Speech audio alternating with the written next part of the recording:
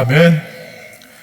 19세기 말 영국 스코틀랜드 선교부 소속의 중국 선교사였던 잔 로스 이 선교사는요, 중국 심양에서 사역을 하던 중에 조선 사람들을 만나게 됩니다. 그리고 그들로부터 조선이라는 나라가 있다라는 것을 소개받게 되죠. 뿐만 아니라 그 조선에는 아녀자들도 쉽게 익힐 수 있는 한글이라는 문자가 있다라는 소식도 전해 듣게 됩니다. 그 당시 조선은 서양 종교의 포교 활동이 전부 완전히 금지되어 있었습니다. 그런 상황에서 이 로스 선교사는 성경을 한글로 번역하면 가장 효과적으로 그 조선 땅에도 복음을 전할 수 있겠다, 그 생각을 하게 됩니다. 그래서 조선 사람들의 도움을 받아가지고 1878년부터 이 성경 번역을 한글로 이제 하기 시작하죠. 그리고 1882년 마침내 중국 심양 문광서원이라고 하는 그런 인쇄소에서 비록 단편 성경이기는 하지만 최초의 순한글 번역 성경을 발간하게 돼요. 그때 발간한 최초의 한글 성경이 바로 예수성교 누가복음 전서입니다. 그때 이렇게 받침으로 이제 읽어드린 거예요. 당시 조선인으로 성경 번역을 도왔던 사람들, 우리가 조금 역사를 아시는 분들은 이응찬이라든가 서상윤, 백홍준, 또 김진기, 이러한 서북 지방 사람들이었습니다. 그래서 이 재미있는 건 뭐냐 하면 첫 번째 번역된 순한글 성경, 그 예수성교 누가복음 전서, 이걸 보게 되면은요, 표준어로 이렇게 번역이 된 게 아니라 당시 서북 지방의 사투리로 이렇게 번역이 된 부분들도 꽤 나온다라는 거예요. 그럼에도 이 순한글 번역이었기 때문에 그때 당시에 이 번역된 그 성경을 가지고 사람들은 누구나 하나님의 말씀인 성경을 쉽게 읽을 수 있었죠. 자, 그때 성경 번역에 도움을 준 분 중에 이 서상윤이라는 분, 원래 이분은 인삼을 판매하던 무역상인이었습니다. 그는 13살에 부모를 잃고는 의주와 만주 등지에서 인삼을 파는 일을 하다가 중국 영구라는 지방에서 심한 장티푸스에 걸리게 됩니다. 이 장티푸스가 지금은 어떻게 치료가 쉽게 될 수 있겠지만은 그때 당시에는 이거 잘못 걸리면은 이거 그냥 사망할 수도 있는 거잖아요. 지금도 물론 이제 위험한 병이죠. 그래서 그 질병으로 인해 가지고는 죽음의 문턱에 서게 돼요. 그때 존 로스 선교사의 동역자였던 그 맥킨타이어 선교사의 주선으로 그 선교회 소속의 병원 의사들에게 이제 치료를 받게 됩니다. 그리고 건강을 회복하게 돼요. 그런 과정에서 이 맥킨타이어 선교사의 전도로 기독교에 관심을 갖기 시작해요. 당시의 일을 이 서상윤은 1901년 9월 1일자 그리스도 신문을 통해서 이렇게 회고합니다. 원문을 그대로 읽어드릴게요. 문법이라든가 여러 부분에서 좀 요즘하고는 좀 생소한 말들이 나올 것입니다. 내가 27년 전에 대청국 봉천성 우장당방 영구라는 항구에 여간 사소한 장사를 갔다가 뜻밖의 신병을 나서 거의 죽을 지경에 당하였나이다. 그때에 감사하신 그리스도께서 그곳에 있어 전도하시는 대영국 목사 마근태, 맥킨타이어 선교사의 이 한국식 이름이죠. 이 마근태 씨에게 감동하사 나를 객점에서 자기 집으로 옮기고 영국 의사를 청하여 매일 2, 3차씩 진병하며 복약함에 거의 2주일 동안에 회생하였나이다.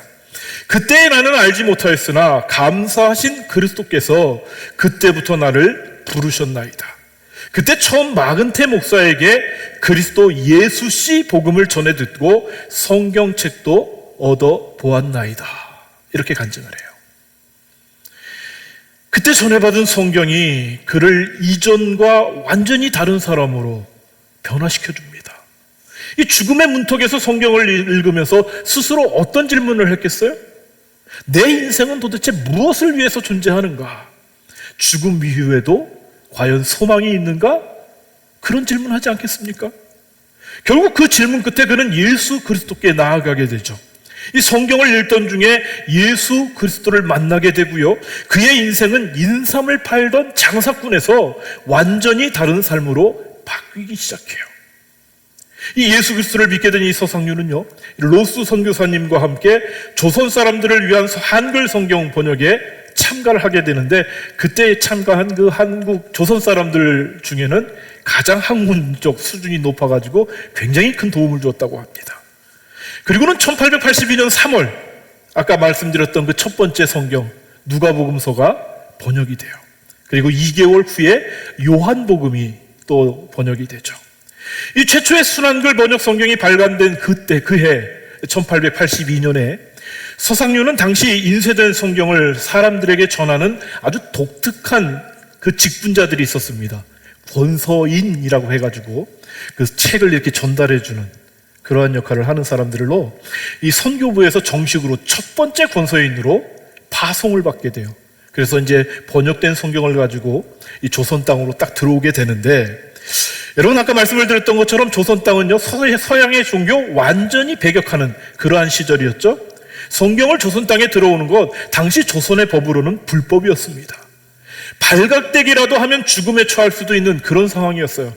실제로 이 국경을 넘다가 관원에 발각이 되어가지고 잡혔다가 아주 기막힌 하나님의 은혜로 풀려나는 그러한 역사도 경험해요. 자, 그러한 과정을 통해서 성경이 최초의 그 순한글 번역 성경들이 조선 땅으로 들어오게 됩니다. 이러한 일들을 통해서 마침내 순한글로 번역된 성경이 조선인들에게 전해지게 되는데요.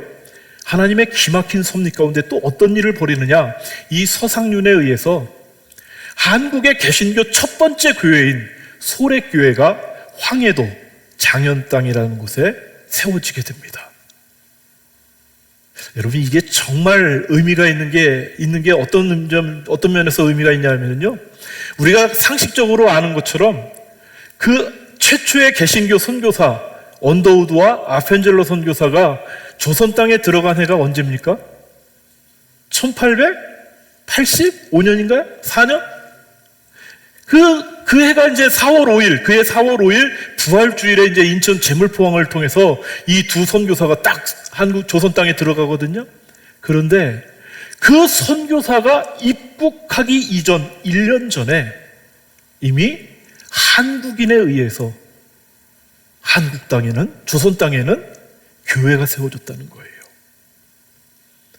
첫 번째 선교사들이 조선 땅에 들어오기 전에 이미 교회가 세워졌을 뿐만 아니라 이미 서울 근교에만 수십 명의 신자들이 번역된 그 순한글 성경을 통해서 예수 그리스도를 믿게 되었고요, 세례받기를 기다리고 있었어요. 선교사들이 들어오기도 전에.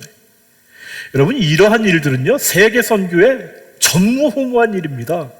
그 어떤 곳에서도 이러한 일들은 없어.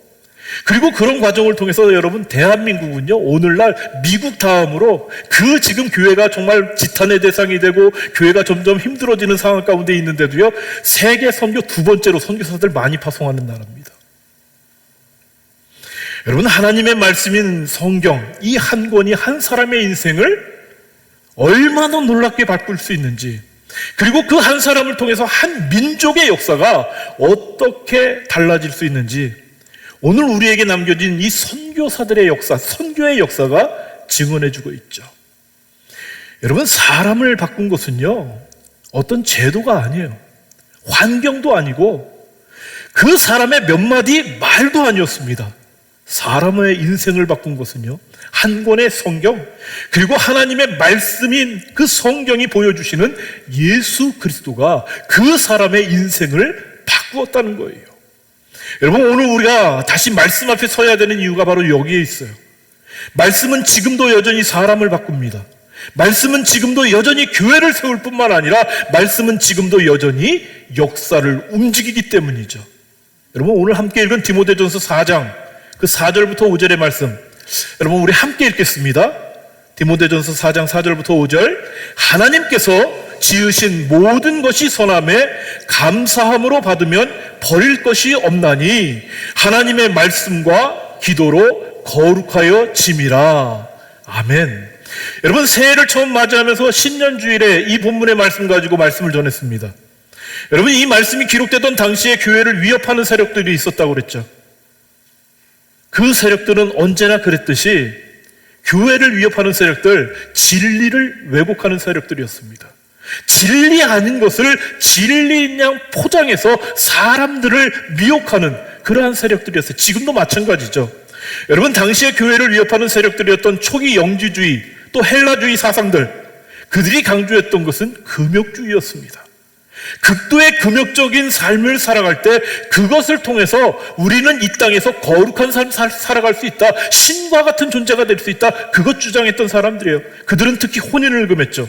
육체적인 즐거움은 대표적인 죄다, 그렇게 인식을 했기 때문에 그래요. 또한 그들은 결혼하지 말아야 더 거룩하다, 특정 음식을 먹으면 더럽혀지게 된다, 육체를 억제해야 영이 깨끗해진다, 그런 것 주장했어요. 그런 그들의 모습은요, 당시 자신의 삶을 좀 더 거룩하게 하려는 굉장히 좋은 모습으로 사람들에게 다가가기 시작했죠. 그런 금욕주의적인 삶으로 경건한 삶을 추구하는 그들의 모습은 당시 사람들에게 있어서는 굉장히 매력적으로 그렇게 보였다라는 거예요. 그러나 바울은 그들을 향하여서 단번에 무슨 말합니까? 성령이 밝히 말씀하셨다, 이 전제를 가지고 미혹하는 영이다, 귀신의 가르침이다, 그렇게 강력하게 선언하죠. 왜요? 그들은 겉으로는 경건해 보이지만, 외적인 모습으로는 거룩해 보이지만, 실제로 그들은 하나님의 은혜, 예수 그리스도 십자가 보혈의 은혜, 그것을 알지 못했던 그러한 사람들이었기 때문에 그래요. 나아가 하나님을 부정합니다, 예수 그리스도를 부인합니다, 인간의 행위로 거룩해질 수 있다, 그렇게 생각했기 때문에 그래요. 여러분, 혼인을 금하고 먹을 것을 제한한 잘못된 금욕주의에 대해서 바울이 한 말이 바로 오늘 우리가 읽은 말씀이에요. 하나님께서 지으신 모든 것이 선하매 감사함으로 받으면 버릴 것이 없나니 하나님의 말씀과 기도로 거룩하여 짐이라. 음식만이 아니라 하나님께서 지으신 모든 것이 선하다는 거예요. 여러분, 전에 말씀드렸죠. 이 말씀은 태초에 하나님이 온 세상 만물을 창조하신 후에 보시기에 좋았다, 인간을 창조하신 후에는 보시기에 참 좋았다, 그 말과 지금 일맥상통한 말이에요.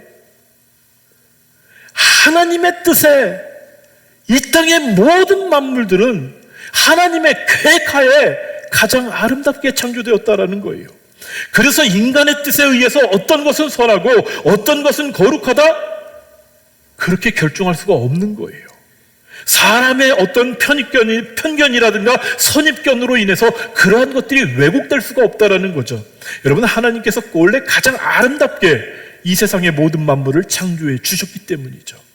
그래서 이 바울은 뭐라고 얘기합니까? 감사함으로 받으면. 여기서 감사함으로 받는다라는 이 전제가 뭐겠습니까?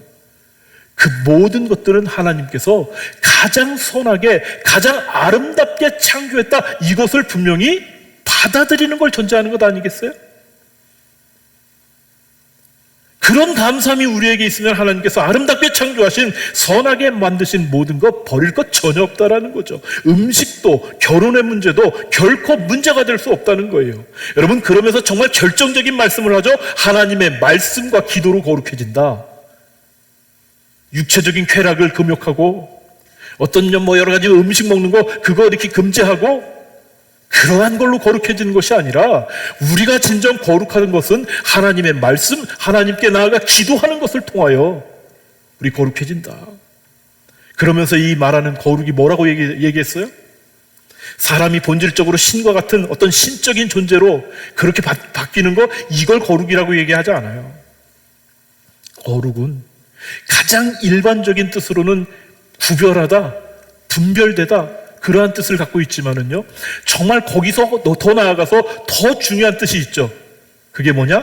하나님께 속하는 게 거룩한 거예요. 그리고 그 하나님께서 우리를 만드신 목적에 따라 살아가는 것, 그게 거룩한 거예요.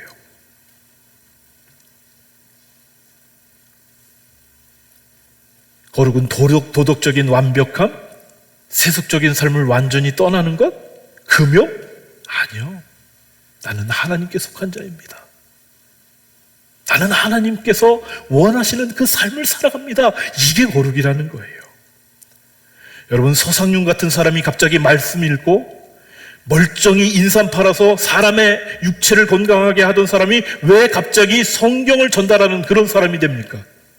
그가 하나님의 말씀을 알게 되니까, 거룩하게 되니까 그의 인생이 바뀔 수밖에 없는 거예요.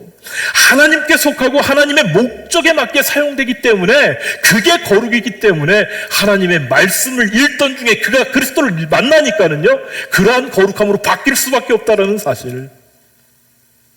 그래서 그가 육체적인 건강을 위한 인생이 아니라 영혼을 건강하게 하는 사람, 이 땅의 생명 정도가 아니라 영원한 생명을 전달하는, 그것을 증거하는 그러한 인생으로 바뀌게 되었다라는 거예요. 여러분, 혹시 오해하실까 봐 미리 말씀을 드리는데, 직장 버리라는 얘기 절대 아닙니다. 삶의 목적이 바뀐 거예요. 그동안 서상윤이는 장사를 해서 내가 이 땅 가운데에서 정말 부귀영화를 누리며 살아가겠다, 그 꿈 가지고 살았지 않겠어요?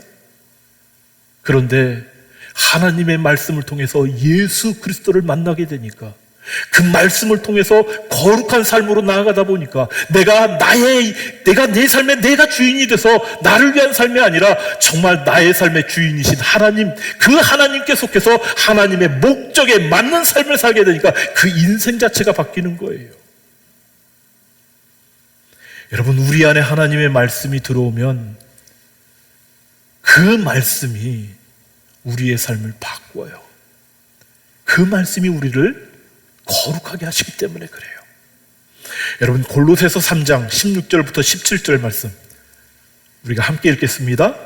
그리스도의 말씀이 너희 속에 풍성히 거하여 모든 지혜로 피차 가르치며 권면하고 시와 찬송과 신령한 노래를 부르며 감사하는 마음으로 하나님을 찬양하고, 또 무엇을 하든지 말에나 일에나 다 주 예수의 이름으로 하고 그를 힘입어 하나님 아버지께 감사하라.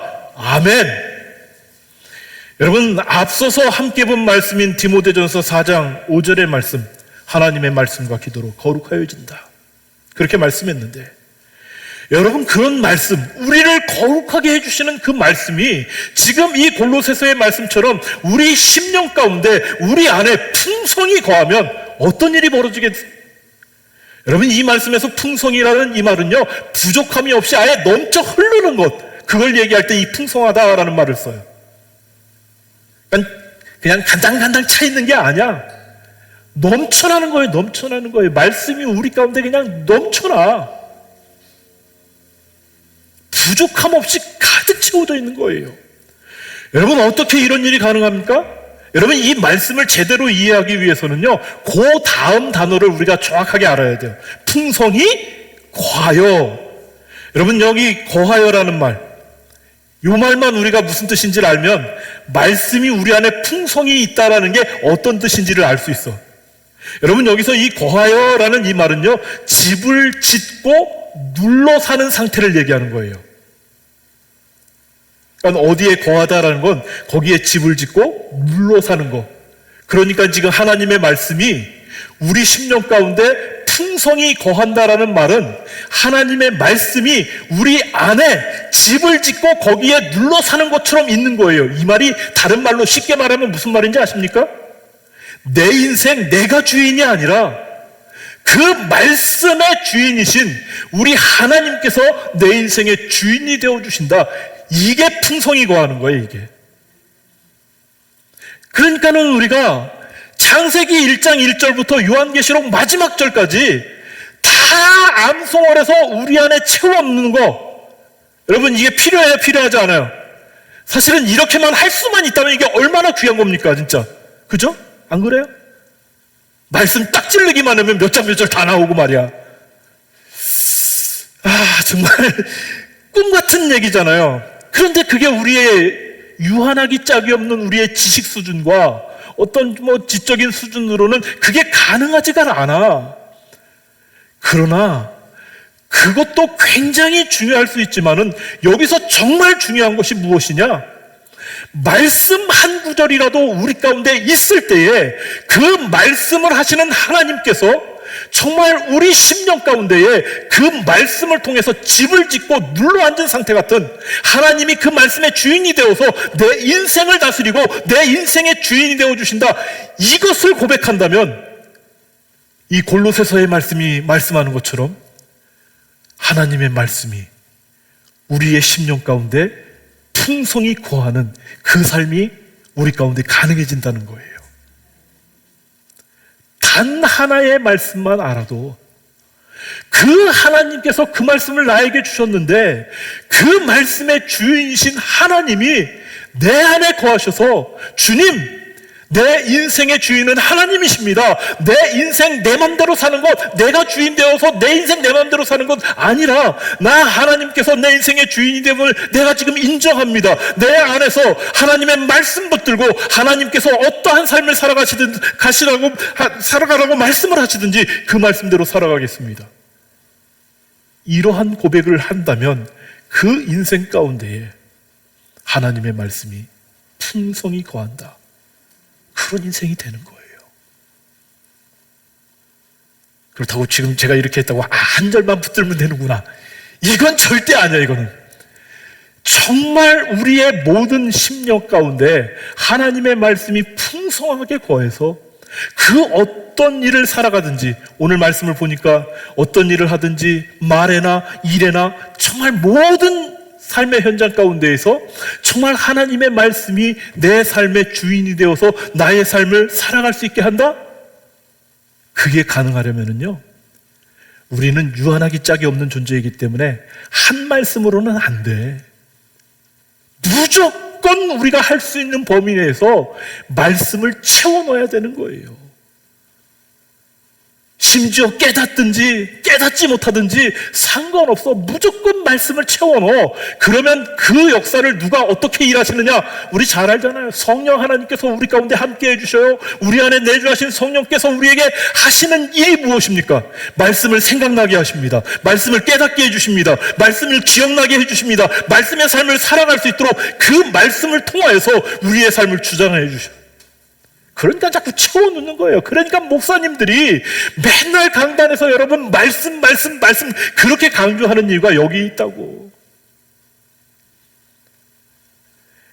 믿음의 사람들이여 말씀을 듣고 말씀을 읽는 것, 그게 이렇게 중요한 이유가 그 말씀이 우리 가운데 아예 집을 짓고 눌러서 정말 눌러 앉아가지고 여기가 내 자리야, 하나님께서 이렇게 말씀하시고 네 인생 내가 주인이야, 그렇게 말씀하시는 하나님을 향해서 맞습니다 주님, 내 인생의 주인은 주님이십니다, 이렇게 고백하는 인생이 풍성히 거하는, 말씀이 우리 심령 가운데 풍성히 거하는 이런 인생 살아가는 거예요. 그때 우리의 생각과 그때 우리의 마음이 내 뜻대로 내 맘대로 살아가는 인생이 아니라 하나님의 지배를 받아요. 성령 하나님의 지배를 받아요. 우리 예수님의 뜻에 지배를 받게 돼 있어. 이게 곧 지난번에 말씀드렸잖아요. 우리가 말씀의 지배를 받는다는 것, 그게 성령의 충만함이다. 성령이 충만함이 무엇이냐? 내가 내 인생을 살아갈 때에 말씀대로 말씀의 지배를 받고 살아간다. 그게 이런 말씀이란 말이에요. 오늘 우리가 어떤 생각을 하든지 어떤 행동을 하든지 내 마음과 내 뜻대로 살아가는 것이 아니라 우리의 하나님의 말씀이 우리 안에 집을 짓고 눌러 살고 있기 때문에, 말씀이 우리 안에서 주신 주인 역할을 하기 때문에 그 어떤 생각에도 그 어떤 삶에도 말씀이 먼저 작동하는 삶, 그게 말씀으로 풍성한, 우리 심령 가운데 말씀이 풍성히 거하는 그러한 삶이라는 거예요. 그런 삶의 구체적인 모습이 이 말씀을 통해서 우리에게 몇 가지 전해지고 있지 않습니까? 여러분, 말씀이 우리 가운데 풍성히 거하잖아요? 내 인생 내 맘대로 살아가는 인생이 아니라 하나님의 말씀이 내 인생의 주인이 되어서 그 말씀대로, 그 말씀에 나오는 대로 풍성한 삶을, 풍성히 거하는 인생을 살아가면 어떤 일이 일어나요? 그 말씀에 정말 몇 가지 중요한 걸 얘기하죠. 첫째, 우리의 언어가 달라져. 우리의 또 관계가 달라져. 우리 일상이 예배가 돼. 이걸 얘기해주고 있어요. 여러분, 예수를 그렇게 오래 믿어도 왜 삶의 변화가 없겠습니까?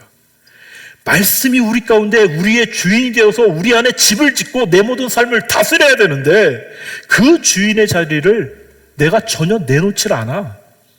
내가 내 마음에, 내 심령에, 나의 인생에 주인 행세를 여전히 고집하고 있기 때문에 그래요.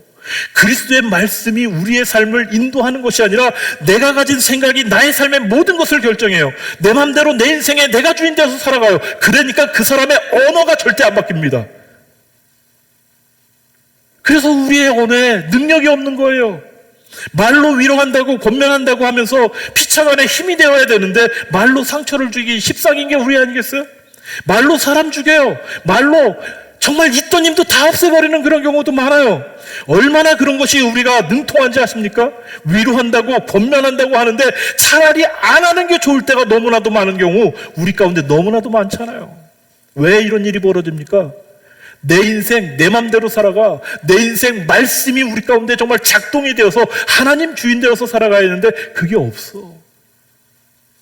정말 중요한 것은 그리스도의 말씀이 우리의 삶을 주관하지 못하니까 그렇게 사람들에게 행동하면서도 지금 자기가 어떤 잘못하는지 모를 경우도 너무나도 많아. 그러다 보니까 어때요? 당연히 관계가 깨지죠. 가장 친하다고 생각하지만 그 관계가 건전하지 못해요. 건강하지 못해요. 말로는 그리스도 안에서 하나라고 하는데 뒤에서는 그렇게 생각하질 않아요. 어떻게 하냐고요? 묻지 마세요. 여러분들 이미 다 알고 있지 않습니까? 말씀이 우리의 삶을 지배하게 되면은요, 우리의 언어가 다 달라지고요, 우리의 관계가 달라지는 거예요. 또 한 가지, 말씀이 우리의 삶을 지배하게 되면 우리의 일상이 하나님께 올려드릴 만한 예배가 된다는 사실이에요. 무엇을 하든지 말에나 일에나 우리 삶의 주인 되어주시는 주 예수 그리스도의 이름으로 하기 때문에 우리의 일상 자체가 예배가 되는 것 당연하죠. 그거는 말씀이 바로 이런 능력을 우리에게 발휘해 주는 거예요. 말씀이 우리 심령의 주인이 되도록 여러분 자리를 내어드려야 돼요. 그때 그 말씀이 오늘 주신 말씀처럼 우리를 거룩해 해요. 여러분, 말씀이, 하나님의 말씀이, 그리스도의 말씀이 우리로 하나님께 속한 사람이 되게 합니다. 우리로 하나님의 목적에 맞는 삶을 당연히 살게 해요. 말과 관계와 우리의 모든 일상에서 우리로 하여금 하나님 앞에 예배자의 삶을 살게 해줘요. 여러분, 이런 인생이라면 그때 비로소 말씀이 능력되는 것 아니겠어요? 그리스도의 말씀이 너희 속에 풍성히 거하여 모든 지혜로 피차 가르치며 권면하고 시와 찬송과 신령한 노래를 부르며 감사하는 마음으로 하나님을 찬양하고 또 무엇을 하든지 말에나 일에나 다 주 예수의 이름으로 하고 그를 힘입어 하나님 아버지께 감사하라. 여러분, 이 기적과 같은 삶, 상상조차 안 되는 이러한 삶이 여러분 우리의 삶 가운데 분명하게 이루어져요. 말씀이 우리의 삶을 풍성하게 거할 때 말씀은 우리를 거룩하게 한다는 거예요. 이 놀라운 은혜의 삶, 이 놀라운 말씀의 삶, 여러분 살아보시지 않으시겠습니까? 유한한 우리의 삶, 여러분 얼마 남지도 않았잖아요. 앞으로 100년 사실 거예요? 뭐 100년은 또 깁니까? 그 짧은 유한한 삶을 통해서 단 한순간을 살아도 하나님께 속한, 하나님이 주인 되어주시는 그 거룩한 믿음의 삶으로, 그 말씀의 삶으로 나아가십시다. 기도하십시다. 하나님 아버지, 우리를 거룩하게 하시는 하나님의 말씀, 그리스도의 말씀이 우리 가운데 풍성히 거하기를 원합니다. 우리 스스로가 내 삶의 주인 되어서 내 마음대로 내 인생 사는 것이 아니라 그리스도의 말씀이 우리의 삶을 주관하게 하여 주시옵소서. 그래서 우리의 일상이 하나님 앞에 올려드려질 만한 예배의 삶이 되게 하여 주시고 더 이상 나의 말로만 믿는다고 고백하는 인생이 아니라 그리스도의 말씀이 내 삶에 거하는 진짜 믿음, 거룩한 믿음의 삶으로 담대히 나아가게 하여 주시옵소서.